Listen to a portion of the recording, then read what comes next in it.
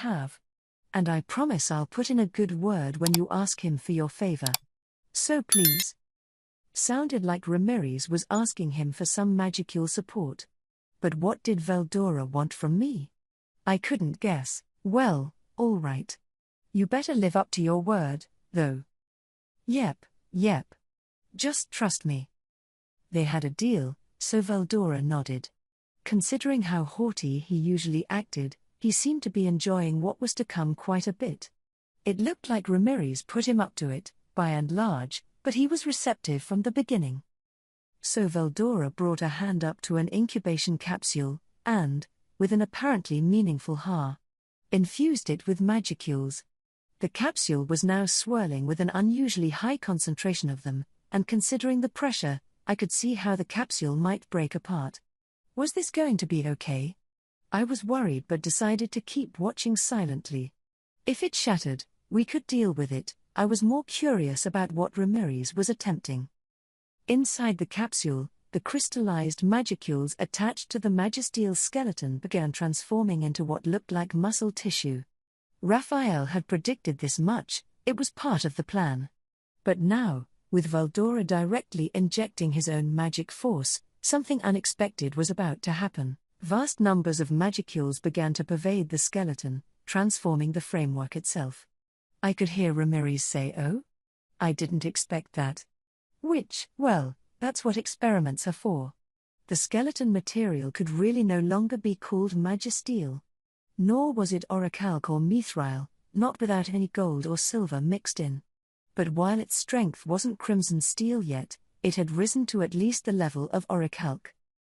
More impressive, however, was how the skeleton seemed to live, literally breathe, even, despite being metal. Understood. It is a type of adamant or biomagisteel. It has been transformed by the magical waves of the subject Veldora.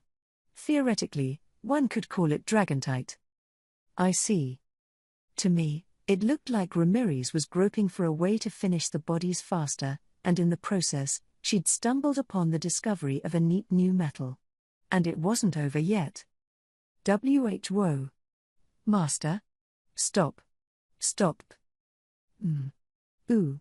There are cracks in the capsule? Both of them panicked. I couldn't tell if they were geniuses or dunces right now. What are you people doing? I decided to finally step in and regain control of the situation. After repairing the capsule, I called for a coffee and snack break, inviting Vesta and Dino to join. Thrainy the Dryad was kind enough to serve us. TCH. Just when we were at a good part. Oh, you didn't want any cake? I'll just let Ramirez have it, then. I'm sorry. I was lying. Well, no, it was true, but just a slip of the tongue. Dino was having a snit over his work being interrupted, but he bowed his head and got back in line once I threatened to leave him high and cakeless. Are you sure that's how you want to act, Dino? Some sleeping ruler you are, but he seemed devoted to his work, at least, which was a relief. Vesta and Dino were working on experiments together, recording data from the 1,000 incubation capsules and checking out Kurobei's completed slot-compatible swords in their spare time. This was mainly thanks to my bragging. Vesta was eager to join in on this, hoping it'd help with the impasse in his elemental colossus modification work. Dino was using the sample cores I gave him, and Vesta was diligently recording the results. As I surmised from his attitude when he came in, Dino really liked this work. It was work, but just a thin line away from play, really. He may have whined about how much he hated a decent living, but in this environment, he was doing real work whether he realized it or not. If you find your work fun, you never work a day in your life, I suppose. After spending a few minutes relaxing, I turned to Ramirez and cut to the chase. So, Ramirez, why were you in such a hurry to create a complete body? Oh, She seemed hesitant. Thrainy stepped up to defend her. Wait a minute, Sir Rimuru. Lady Ramirez is devoting her all to helping my sisters and our friends. I didn't intend to criticize her, but Thrainy must have thought I was angry, because she was already arguing in Ramirez's defense. That's how it always worked. Thraney was just way too lenient with her. No, I just want to know the reason. I'm not mad at all. Well, Ramirez. I tried to put Thraney's mind at ease before continuing. Looking back, I was probably moving too fast. You know, I have a lot of adoring fans, so I wanted them to have their own bodies ASAP. That'd make them a lot happier and stuff, and I'd have more personnel, and then everybody's good, right? Awkward as she seemed, Ramirez did have a point. Even without bodies, the Dryads could work and operate within the labyrinth. Treants, on the other hand, couldn't. They could manifest themselves nearby the trees that were their main bodies, but they couldn't venture anywhere that tree wasn't in view. Without a body, they'd be discharging magicules like mad, a major drag on them. Even Dryads faced a drastic cut in power once they were too far from their real bodies, and they were on the upper echelon of A rank, a level above high-end magic born. The lower-level treants couldn't expect much at all by comparison. As Ramirez reasoned, the bodies in these incubation capsules would give physical freedom to both the Dryads and the treants. Thus, she was surreptitiously completing, and borrowing, a few bodies for herself. Well, if that's all you wanted, why didn't you ask? Diablo's not back yet, and I don't even know exactly how many demons he's bringing with him. We can always make more if we need to later, so let's get bodies ready for the Dryads first. Are you sure? Of course I am. Thank you, Rimuru. She flitted happily in the air, doing a few laps around me. But this suited my purposes as well. We really didn't have enough people. Thraney's sisters and the other Dryads were working hard maintaining the labyrinth, which was tough work in itself, so clearly we didn't have much of a safety net. At this rate, we were all bound to burn out and screw something up. The labyrinth was open day and night, after all, and we needed to set up a proper shift system to deal with that soon. With these bodies, even the treants could be A-ranked creatures, able to hold their own in the labyrinth. If they managed to wreck their physical bodies somehow, they'd be safe, they were just possessing them, is all. This would likely only apply within Ramirez's labyrinth, which was as far as their thoughts could travel, but that was good enough. The Dryads, meanwhile. So yeah, I figure we could make Treya, Dorith, and Alpha and the others into Dryastole Dryads like you, Thraney. Question mark. Are you sure about that? Even before I could finish, Thraney latched onto my proposal with astonishing speed. You're sure, Rimuru? Ramirez was similarly uneasy, leaving Dino and the rest in the dark. Am I sure about what? Evolving creatures to Dryastole Dryads takes a ton of work, doesn't it? Oh, kind of. But I owe them for all their efforts, and I'd like to have them keep helping with the labyrinth, so. Yes, but we've been granted a place to live already. Lady Ramirez has agreed to work with you, Sir Rimuru, and as her servants, we are only carrying out our promise. Thraney sounded apologetic, but her help around the labyrinth was a massive boon. To pay for that, I wanted anyone evolved to Dryad to have the chance at an independent body. It'd involve handcrafting a body for each one, but in a way, making handsome-looking male and female figures was a hobby of mine, and besides, just reusing the bodies I was making for Diablo seemed trite. Dryad bodies really demanded you make them with wood, I thought. No, you really do help us a lot. I'd like you to keep up the good work, so please don't be afraid to accept them. I'll let each one of them decide whether they'll use one of the bodies here or evolve into a Dryastole Dryad with the bodies I carve for them. Thraney eagerly nodded. Ramirez, next to her, was grumbling along the lines of why is he kinder to Thraney than me? I don't like that, but I ignored it. After the break, Vesta and the others went back to work. This might be beyond my knowledge, but it's fascinating. I have a job, and it's time to carry it out. Let's go, Vesta. All right, said Dino. Dino, emphasizing the fact to nobody in particular that he was working, took Vesta out of the room. I'm not sure he had ever worked before in his life. He was clearly a worthless grifter, but he was making an effort for me, so whatever. I guess I'll go back to my own work. Wait. Rimuru, I have a favor to ask. Ramirez, time to fulfill your end of the bargain. Great. This was bound to be some insipid, time-consuming favor, so I was trying to flee before he could say it.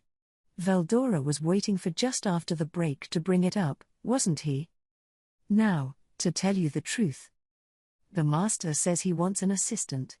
And I'd love to have more people around, so if I could be assigned one, too. Just as insipid and time-consuming as I thought. Here we go again. We're already aching for people, so I wasn't about to give Veldora another playmate. No, look, everyone's busy here, so there's no time to give you someone to mess around with. Wait. Rimuru, you have the wrong idea. Currently, I am assisting Ramirez, guarding the labyrinth, and performing a number of other important tasks. I don't see the harm in someone available to help me relax, to soothe me and sing my praises. Ramirez was nodding at this heartfelt defense. But considering the conversation I overheard earlier, I think I'd have to disappoint him. Well, sad to say. Wait. I was interrupted again. Veldora was hell-bent on getting my approval today, wasn't he? Guess he wasn't backing down. To be honest with you, ever since I was in your stomach, I have had someone I feel confident in calling a companion with me. I dearly hope you will deign to grant a body to him as well. This came out of nowhere. I had no idea who he meant. What kind of acquaintance was this? Understood. It is believed to be the high-level magic-born Ifrit. Huh? Why is Veldora friends with Ifrit? Report. Due to an intervention from the subject Veldora at the time, Ifrit was subjected to the same predation into isolation. According to Raphael, when I took Ifrit from Shizu and consumed it, it was taken to the same space in my stomach that had been isolating Veldora. Since this presented no obstacle to taking Ifrit's data, Raphael, the great sage at the time, let this pass without comment. It wouldn't have bothered me, either. In fact, I never even noticed until now. Thus, I guess Veldora and Ifrit had been fostering a friendship while I wasn't paying attention. Oh, so you want to revive Ifrit? Kwa ha ha ha. How nice of you to understand so quickly, Rimuru. Veldora seemed happy about the idea, but me, I had my misgivings. Ifrit did not get along with Shizu, to be sure, and besides, he worked for the demon lord Leon. If I resurrected him, would he even try to cozy up to us? The thought prevented me from just deadpanning sure to that. Why you don't want to? Please, Rimuru, let me ask you as well. I want you to make my master's dream come true. Veldora was acting all sad, and now Ramirez was joining the fray. Give me a break. I brought a hand to my head, this was turning into a pain in the ass. Honestly, we really did need extra hands. But to me, releasing Ifrit just made me anxious. At the end of the day, he was still much more powerful than your typical high-level magic-born. Maybe we could beat him in battle, but if he went on a riot, we'd have a lot of trouble to deal with, and he might always flee back to Leon, too. I didn't want to wake up a sleeping dog here, and I didn't think I could be blamed for that. But didn't Ifrit swear his loyalty to the demon lord Leon? Do you even know whether he'll serve you if I revive him? I see. No, that is no concern at all. My passions rubbed off on him, so he's eager and willing to help. Really? It looked like Veldora was discussing matters with an unseen partner for a moment. That had to be Ifrit, right? So I guess they had some unknown method of speaking to each other. Were you talking to him just now? Yes, well, there is nothing I cannot accomplish, the master's really something, I'll have you know. Why, he even had Ifrit summon a huge number of flame salamanders for our magic trains. So I really think having him join us would help out a lot, going forward. Oh. He did? Summoning spirits, of course, was easy with Ramirez's help in the labyrinth. But once we started running magic trains worldwide, we'd likely want a go-to person handling all our salamander needs. In terms of what we stood to gain, I really had no counter-argument. And if Veldora was really willing to look after Ifrit and keep him on good behavior, well, maybe it'd be right to trust in him. All right. If you say so, I'll grant you permission, but you need to take responsibility for this to the end, all right? You got it. Oh, that's so great, Master. I felt like my children were begging me to buy them a puppy. In that case. Yes. Rimuru, you still have the empty husk of Charybdis after removing the core from it, right? That is the afterimage of my own magic force, so it will be easy for me to work with, and Ifrit has been exposed to my aura for an extended period of time, so perhaps we could use that as his core? As Veldora saw it, this would be better for him than employing a pseudo-soul. Understood. The subject Veldora's opinion seems valid. And if Raphael was agreeing, I had no room to turn him down. Okay. So we'll give this to Ifrit for his body, then? I stood in front of the incubation capsule I repaired just before our break. The magisteel skeleton inside had transformed into the unique metal dragontite and was further exposed to Veldora's excess magicules. Your average monster didn't have a chance of withstanding it. I felt that as a higher-level spirit, Ifrit was up to the challenge. Ah, very good. I'm sure he'll be delighted. With Veldora's agreement, I started the procedure. Report. Ifrit's afterimage detected. Transferring to the core of Charybdis. Successful. Creating soul vessel. Now fusing with dragontite body. The whole process wrapped up in an instant. That's Raphael for you, we had it down to a literal science. And with that, right before our eyes, the body infused with Ifrit's core began to undergo rapid change.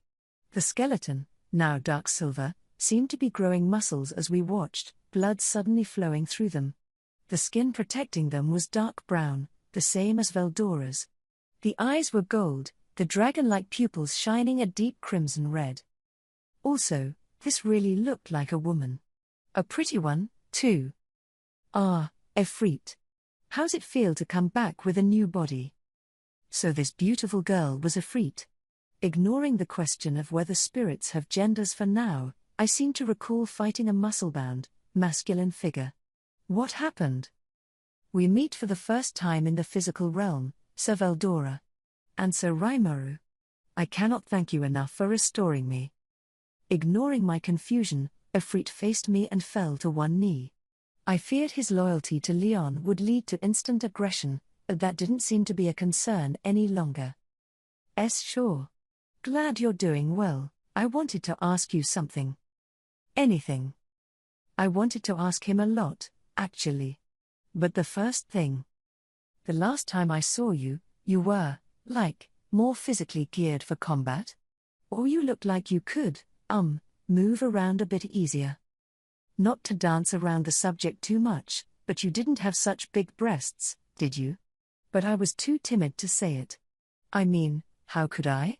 Ifrit was now dressed in some kind of exotic South Asian-style outfit that left almost nothing to the imagination. Ifrit's shoulders, navel, and inner thighs were completely visible, and the allure was just blowing my mind. Oh, this form? Ifrit sighed for some reason. I think this is Veldora's Veldora's preferences taking form. He was about to call it Veldora's fault, wasn't he? He seemed kind of exasperated about it. The vibe I got indicated he had been through a lot. Maybe his time in my stomach wasn't all smooth sailing after all. If you think about it, he was alone in there with Veldora the whole time, with no place to run. There must have been some harrowing experiences. Yes, thanks to me, you have taken on a physical body. I hope you will not forget to appreciate this. I will not, Ifrit replied, resigned to his fate. What does he mean by your preferences, Veldora? Well, I am a higher-level flame spirit, but I'm now able to exercise my powers over wind as well. My hair would normally be a deep red color, but it's taken on a much darker hue. From what I can tell, the impact of Sir Veldora's force has had a profound effect upon me. I believe the fact that Charybdis was a female type may have caused this change to me. Report. This is correct. Whoa, so even his sex changed? I guess it wasn't deliberate, though, so I didn't want to comment on it too much. Oh. I see. Well, if you're not a fan of that. I have no complaints at all, Efreet said with a smile.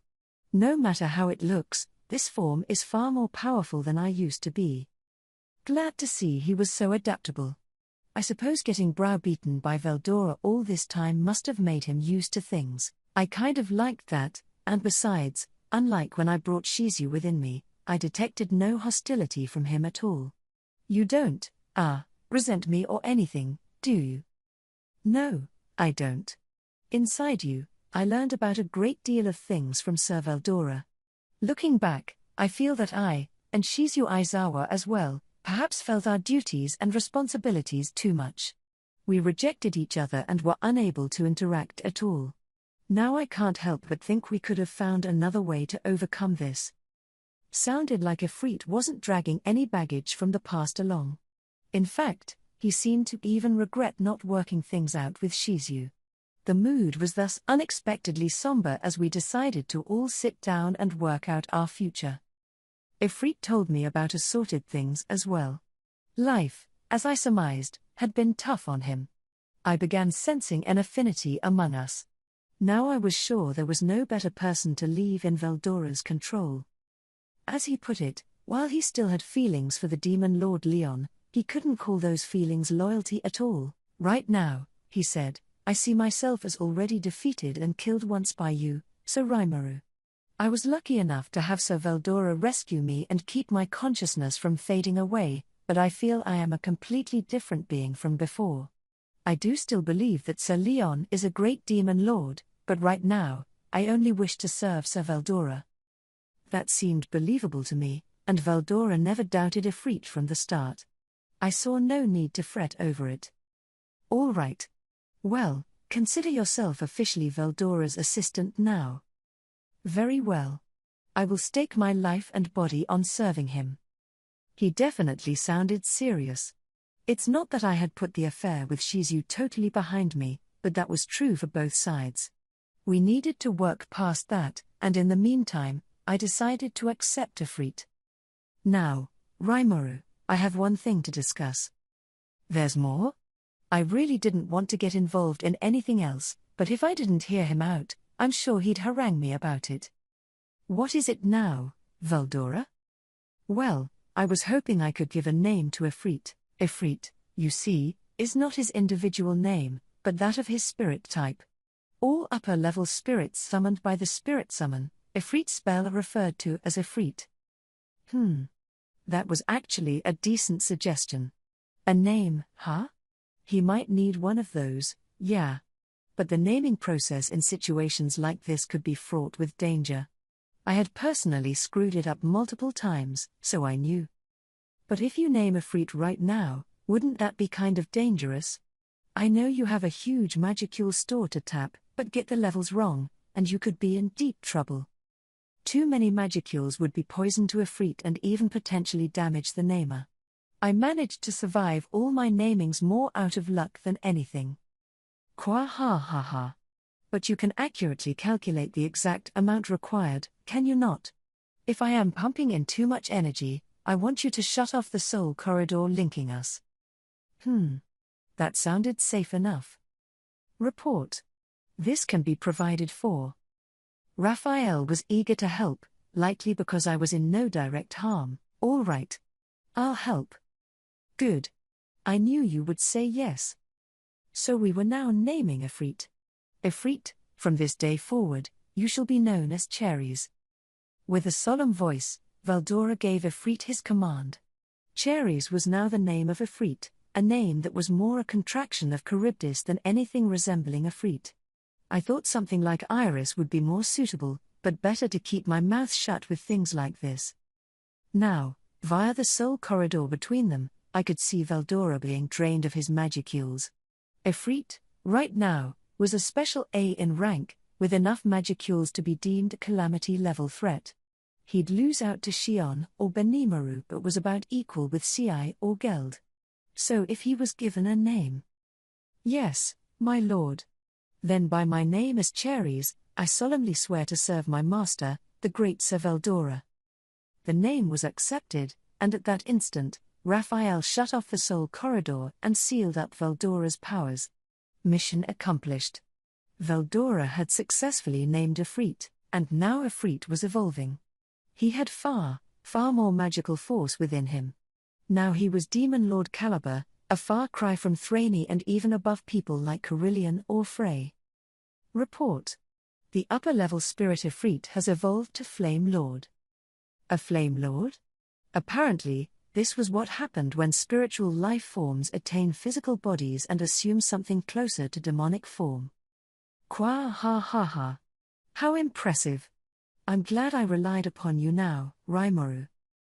Veldora couldn't be happier. But one look at Ifrit made me squint.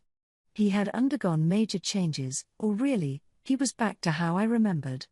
The hair was still the same extremely dark red as before, but now he was male in structure again, exactly as the time we fought each other. There were some small differences in the details, but now I think I was seeing Ifrit more as how he pictured himself. PFFT. After I gave you such a after I gave you such wondrous beauty. I was hardly expecting this. Veldora was already whining about it. I guess he was playing a trick on him the whole time. Ifrit, or I guess I should start calling him Cherries, owed deeply at him. Is that the case? I expected as much, but I am glad my own desires won out, in the end. However, I can always return to female form, so if you insist upon it. No, I was just poking fun at you regardless. I have no complaint about whatever form you take. Veldora's jokes weren't very funny. Things were back to normal now, but there was a decent chance Cherries would have been stuck that way all his life. I better watch how I act around Veldora, too. So how's your body feel? It feels excellent, wait, what's this?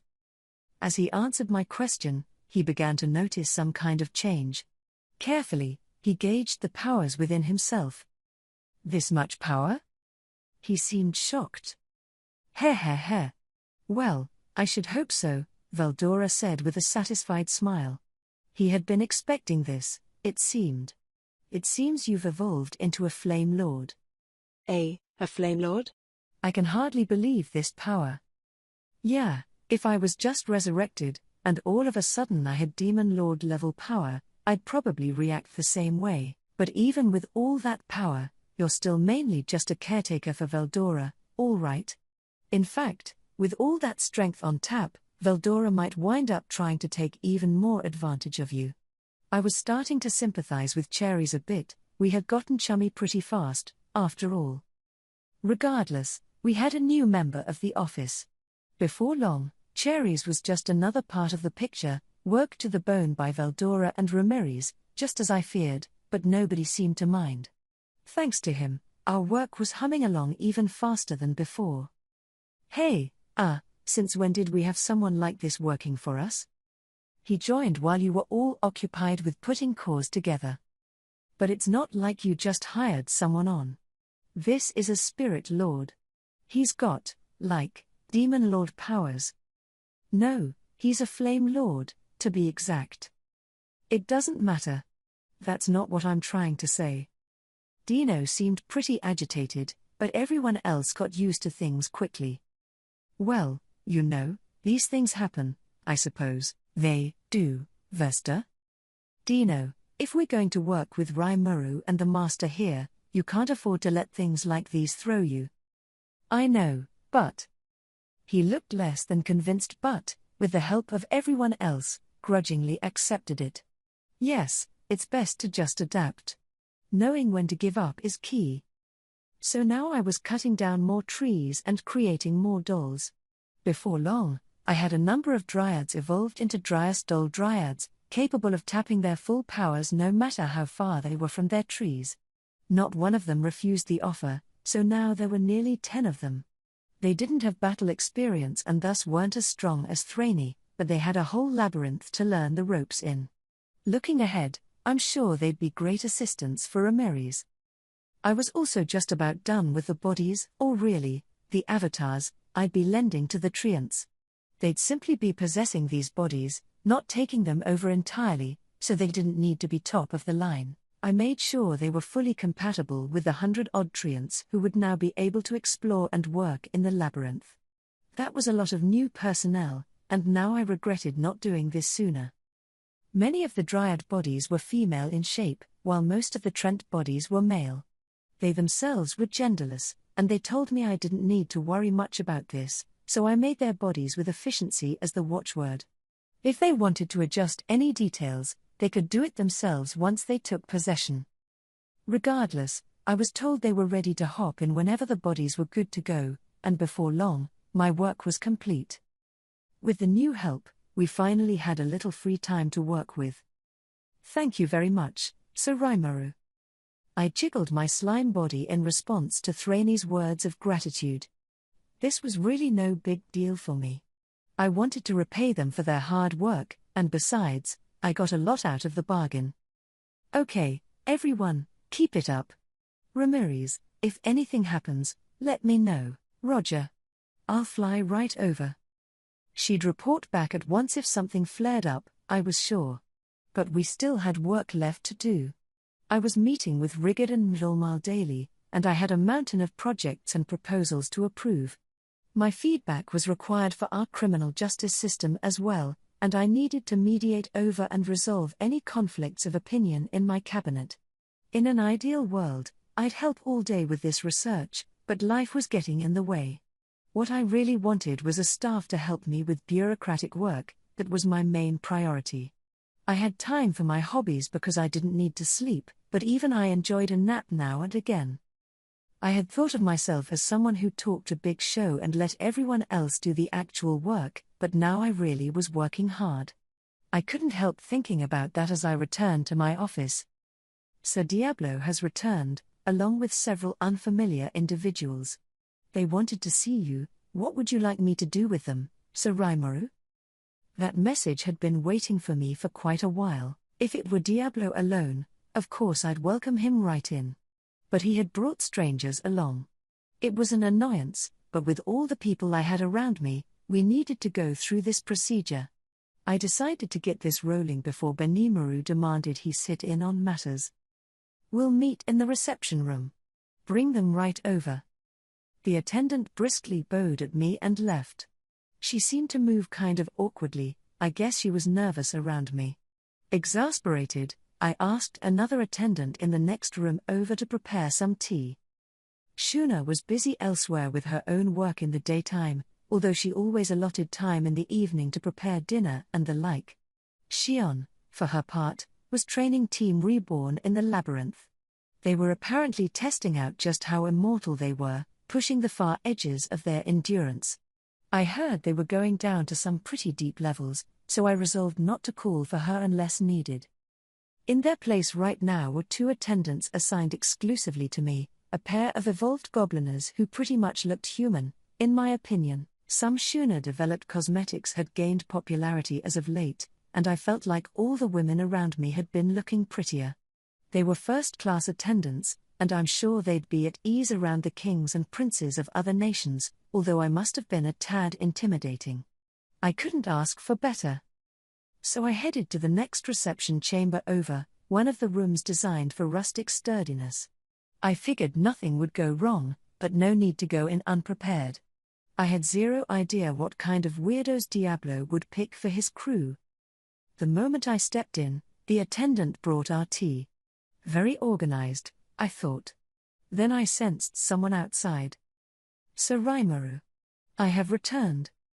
With a gregarious smile, Diablo entered the room. Not that I'm one to talk, but a smiling Diablo is about the most evil sight I can think of, and if I thought so, I'm sure he was just as sinister a symbol to everyone else. There was just this wicked atmosphere around him, like he was always planning some nefarious deed. Today, as promised, I have brought along some people I'd like you to extend an audience to. If you could meet them for me, nothing could make me happier. He greeted me respectfully as ever. It was needlessly polite, really, but I had gotten used to it. He saw me as his sole superior, approaching me almost like a god, after all. Behind Diablo were three women. He had talked about people to work under him. Were these the ones? They looked young, but I suppose age didn't matter to demons. I had no idea how old Diablo was, but he said he'd be tapping old friends, so they must be decently well-aged. At his behest, the 3 girls filed in, bowed to me, and sat down on the sofa. So these are all your acquaintances? They didn't look that powerful to me. Negative. These are archdemons, among the most powerful of demonkind. They are fully suppressing their magicules in order to pose as human. Raphael quickly stepped up to correct my mistake. I thought I had an eye for this by now, but I still had room for improvement. I tried ratcheting up my magic sense a little, but they still seemed like normal people to me. Wait. Archdemons? Even among those who could summon higher-level demons, calling for an archdemon was well on impossible. Just one of them provided a whole column of tactical strength for any army. You had to be willing to make colossal sacrifices to even have a chance at summoning one. If the human race tried it, that'd be a national-level project requiring all kinds of large-scale rituals. Now I had 3 of them on my sofa. And wasn't Diablo an archdemon as well? If these were his friends, maybe I should have expected this. Yes. These are the ones I decided were worthy enough to enjoy a personal audience with you, Sir Rimuru. I see. They certainly camouflage themselves well. I can hardly see a difference between them and regular people. I'm not sure even a paladin could tell these were archdemons. Diablo smiled appreciatively. K-heh-heh-heh. Well spotted, Sir Rimuru. I told them to devote their full force to concealing their race, but you saw through the ruse regardless? Yeah, kinda, I said, giving Diablo a cool, collected nod. It was all Raphael, to be honest, but still. So are there more? Yes, I have 7 or so others I think would be useful. He always had this exaggerated way of talking about his business. I had 1,000 bodies ready for him, and now we'll only need, 1% of them.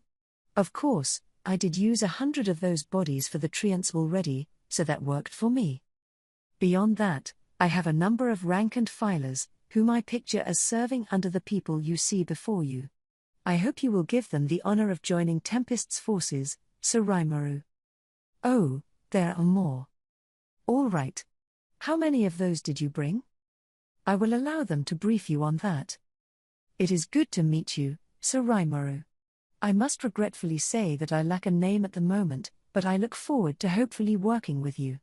I understand that Black adores you, which I honestly found hard to believe, but now I see why. Oh? I was greeted by a beautiful woman with snowy white hair.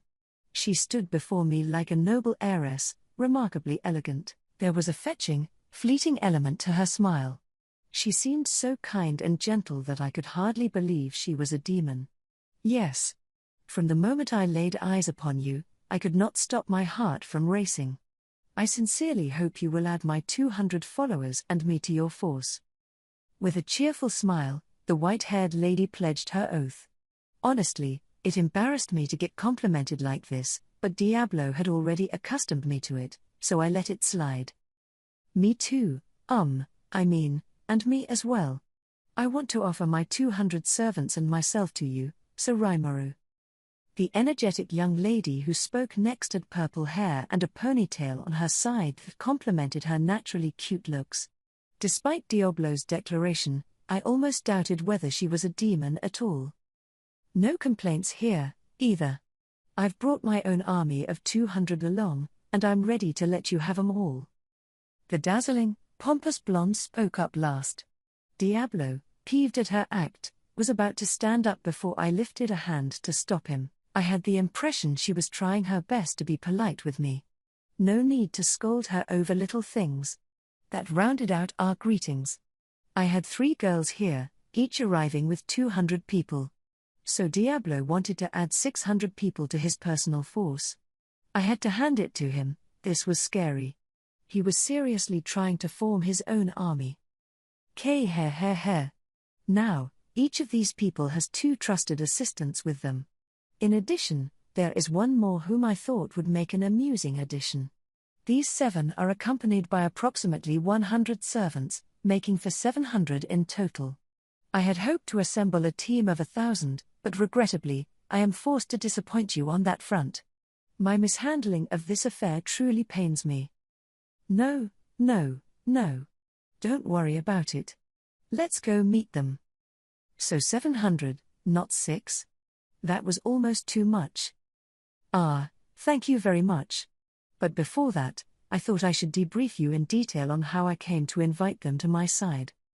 Is that gonna take a while? Well, Sir Rimuru, I wish to keep you updated on my activities. And so Diablo was already beginning his boastful speech. I needed to stop it at once. Okay, I'll pass on that. I'm sure they're not here to listen to you brag at me, either, so how about we save that for another opportunity? An opportunity I was pretty sure would never come, of course. Diablo froze, giving me a huh? Look. The 3 demon girls snickered. I suppose they were worried he'd talk about himself for hours, too. Satisfied I was in the right, I grinned. I don't want to keep everyone else waiting, either. Introduce them to me. I understand. In that case, allow us to relocate. He looked disappointed, but I couldn't spoil him. I'll admit that Diablo was a talent, but giving him preferential treatment in front of the new staff wasn't a good idea. I'd never want to be accused of playing favorites, so he'll just have to put up with it. Of course, what I really feared was him talking my ear off all day, but that goes without saying. Diablo, of course, recovered quickly. As a spiritual life form, he had real backbone. You'd think that meant he wouldn't be swinging between joy and sadness after everything I said, but he did anyway for some reason. Very strange. Summoning them in town may cause trouble, so let's call for them within the labyrinth. Regardless, Diablo had now matured enough that he actually cared about people and things around him a little. I was impressed, but I shouldn't have been.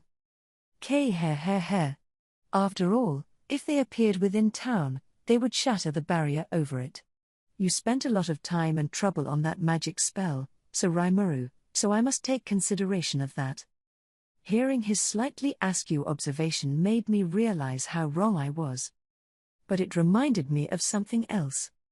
Here in Rimuru, the capital of Tempest, we already had a barrier deployed on an experimental basis. This was an enhanced version of the Holy Field, suppressing the magicules that leaked out of monsters. We had a lot of human visitors these days, and this was one measure we took for their safety. It was a bit of a burden for our monster residents, but not enough to affect their daily lives at all. Put up with that, and we could retain the city's magicule counts to a level humans could easily abide by. The barrier also helped enforce our laws against casting certain magic spells in town, and it also kept magical beasts from entering city limits. If anyone was big and mean enough to break this barrier, they'd have to be A rank and assigned some kind of disaster level, and even they couldn't smash it with one hit. If anything happened to the barrier, we'd all know at once, so our sentinels would be able to swing into action. Even an A-ranked beast, of course, was nothing to fear without intelligence. With our well-honed soldiers, we'd be able to calmly take care of matters. My main concern was whether there were people among these 700 who could break down the barrier. It'd be child's play for the 3 women behind me, but were there any other menaces among them? Diablo tended to be a harsh critic, so if he described 7 demons as useful, they had to be extremely dangerous. Inside the dungeon. I hereby permit you to show yourselves. Manifest. With Diablo's order, 7 demons appeared, 700 more kneeling behind them. I guess I should have expected this. 6 out of the 7 were archdemons. Magicule flow was regulated within the labyrinth, so it was easier for them to appear here than up on the surface, hence why all of them were their full, ominous selves in here. These 7 demons who earned Diablo's trust, though. Now these guys looked like actual demons. One among them was just a greater demon, but a special one apparently, and no doubt pretty strong, too. Strong enough to pick a fight with Diablo and get smashed up in the process, by the sound of it. He had guts, at least, although clearly he had to be an idiot. Nonetheless, Diablo saw something in this greater demon, and if he did, I had no complaint. But enough about that. My concern was still on the first three. These three archdemons each had two archdemons of their own, essentially indicating they had some kind of special talent beyond just their magicule count. Understood. As demons have no lifespan, the older they are, the more battle experience they build up. In the demon realm, there are classes of nobility they are categorized into based on that. Those in the ruling classes enjoy exclusive levels of authority and power. Oh! Raphael told me that demons are limited in how far they can grow, archdemon being the very top. However, even under these same conditions, they can polish their battle skills and establish themselves as superior over others. Different demons can have different strengths, even with the same magicule count. That difference can come in knowledge, the drive for victory, the strength of their will. Put it all together, and that's how a demon built their rep. Plus, archdemons are further categorized by the era they were born in. To be exact, legends whose names have been known for over 3,000 years are classified as prehistoric. Archdemons at least a millennium old are ancient. Beings with over 400 years of accrued knowledge are medieval. Demons who survived past 100 years are pre-modern. Those with more than a human lifespan's worth of study are modern. Newborns are called contemporary. And at the far end of time, you had the origin category, the very first of all demons. The strengths of demons are evaluated based on how long they have lived. The ruling classes of demons, the nobility ranked count or higher, are all ancients. Thanks for the detailed rundown, Raphael. I appreciated that bullet point presentation. Now to use this newfound knowledge to examine the demons before me. The first three were in the ruling classes, and these 6 were their subjects. I suppose this meant that the trio, and Diablo as well, were all very old demons, ranked count or higher. I may have been oblivious at the time, but I befriended some pretty notorious characters, didn't I? It made me shiver a bit as Diablo smiled. This group, I feel, boasts of aspects worthy of your attention. When I regaled them with stories of your wondrous deeds, Suraimuru, they all broke down and begged for the chance to serve you. Thus, I decided to grant their request and let them join me. It sounded like a very moving tale, although I felt like he was making up aspects of it. I took a closer look at the 7 underling demons. Maybe they had wept, but I'm not convinced they were begging to serve under me. My evidence for this was how clearly all of them had been beaten up, with the lower-end greater demon in particular. I marveled at how he was even alive. Diablo really was making up that story, I thought. All 7 of them looked like they had something to say, but none of them spoke in front of their boss. They were very well trained, or I'm sure, Diablo sternly warned them otherwise. From this moment, we shall ever be your faithful servants, Suraimuru. Please grant us your orders. The 7 of them all bowed their heads and swore their fealty, the choir of 700 behind them doing the same. 700 demons lying prostrate before you is quite a sight, let me tell you. Diablo observed the spectacle, smiling and nodding. He scares me. The fact that he was my ally made me breathe an internal sigh of relief. I'm so glad he's on my team. As spiritual life forms, demons must acquire physical bodies, or else they have to expend tons of magical force to manifest themselves. I didn't want to subject them to that forever, so it's time to get this party started. The process was really simple. First, I used Beelzebub to consume the demons. Then I called upon Raphael to combine each one with a pseudo-soul inside each incubation capsule. It worked great. Before long, all the demons had their bodies, customizing them to their liking. They'd be fully used to them in 2 or 3 days. I did run into some problems with the first 3, though. I didn't want to give them the same treatment as all the demons under them. They were apparently longtime friends with Diablo, so I figured they deserved a few perks. Besides, they were beautiful, and I'm nothing if not a patron of fine beauty. If I wanted to have them drop the demon look and appear more human without affecting their appearance, that much was a snap for me, so I offered my services. Would you like me to work on your outer appearance? Are you sure? Of course I'm sure. In that case, by all means. The white-haired beauty smiled and accepted the offer, the other two following her lead. With their consent, it was time to get started. It's tough to change someone's appearance without adjusting their internal bone structure. My fingers were more than nimble enough for the effort, and Raphael's calculations were perfect. Forming and adjusting their looks was a cinch for me, and once their structures were set up, some magical flow fine-tuning should perfectly recreate their looks. I also gave them a little extra, mixing gold into their majestial skeletons to make them orichalc. If they're friends of Diablo's, they deserved that much. In this world, gold was kind of an all-purpose metal, keenly compatible with magicules and providing durability and capabilities that far surpassed majestial. They were literally beautiful down to the bone, and very appreciative. Thank you very much, Sir Rimuru. And if they were happy, I was just as happy. Mission accomplished. Now we just had to wait for everyone to wake up. Oh, and it'll be an annoyance if they don't have names. Whoa, what are you doing in here? Hey, Rimuru. Did Diablo bring his underlings back? I wanna say hi to them. Whoa, look at this. Dino, Ramirez, and Veldora had invited themselves in. Yep, I explained to the ignorant Dino, Ramirez is right. Diablo's brought his team over. They're all demons, so I have a set of bodies for them. No, I knew that, but if he did, why was he acting so surprised?